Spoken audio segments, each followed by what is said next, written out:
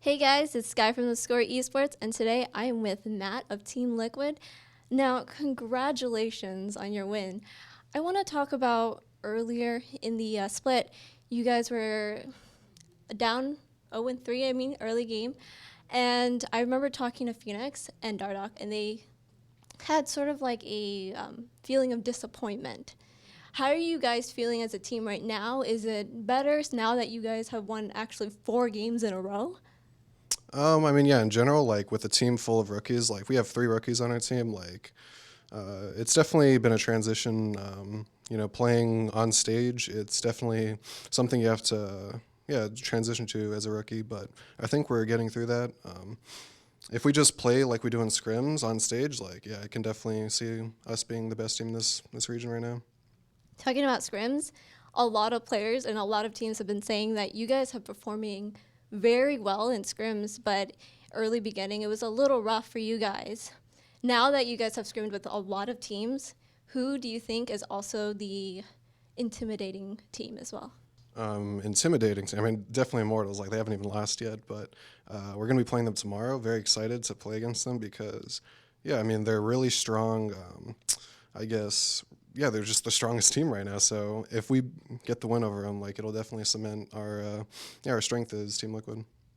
Now, correct me if I'm wrong. I know back in the documentary you guys are doing, you said that you felt a little unconfident when it came to team fights, etc.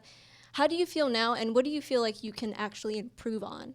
Yeah, like in general, like I'm still like a work in progress. Like I'm very new to the scene. Like I've only been playing competitive for about 8 months now, and like in general, I've only been playing the game for like a little over 3 years now. So when I'm up against all these guys who've been here for like ages now, yeah, it's just I have to catch up to them. Like I have to put in the work to not only catch up to them, but even put myself even more forward because they're improving every day. So I have to. I'm definitely doing my best to try and catch up to the level of other players right now.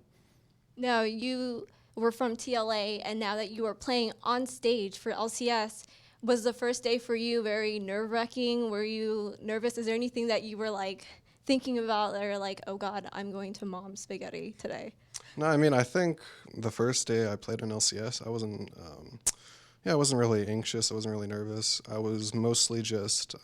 I wouldn't say I was confident, but yeah, I mean, I think if you're gonna play this game professionally, like you definitely can't be like, yeah, I don't perform very well on stage because I have like stage jitters or something. Like, I don't think that's an appropriate excuse. I think, especially after that first day that I got that like exposure on stage, like yeah, I'm very confident in my own play on stage, and yeah, I mean, I think you should definitely be confident on stage if you're gonna be a professional. Now, behind that confidence, what was motivating you to show like jitters? Um, I mean, I guess. Wait, what was the question? What was the motivation behind all the Oh, confidence? motivation. Oh yeah, okay. So I missed that part. So the motivation is just yeah, like I look at all these like really pro players, like they've been playing for a long time. I think my first day I was against TSM, like I was up against Yellow Star and Double Lift. They've been around for like I guess 5 years or like even more now. And yeah, they've been playing on stage. Like I definitely don't see myself like cracking under like that sort of pressure of playing on stage. And yeah, I mean right now I'm just trying to improve my best to catch up to them. Now, I want to end this interview in a very light note. So let's do like a hypothetical question. Say that you were part of the game development for Riot, and you're able to ban one champ, or not ban, sorry. You're able to nerf one champ, you buff one champ, and remove one item completely out of the game. I guess I'll just focus on my role. So I think it's a pretty general opinion that Soraka needs to be nerfed into the ground because she's not very fun to play against. She's just anti-fun. Who I want to buff? I mean, I think the most fun to play champion that needs a buff is probably.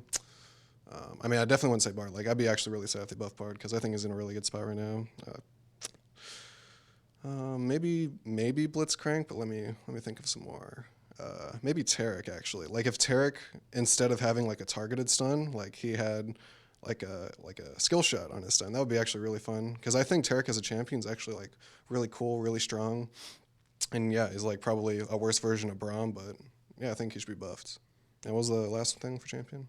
The last question was, what would you take out? Like, what item would you take out completely out of the game? Um, What's an OP item?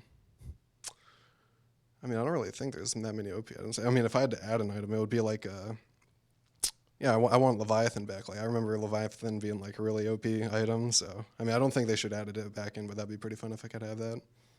All right, thank you so much for the interview. Good luck tomorrow. And thank you guys for tuning in. We'll see you guys later.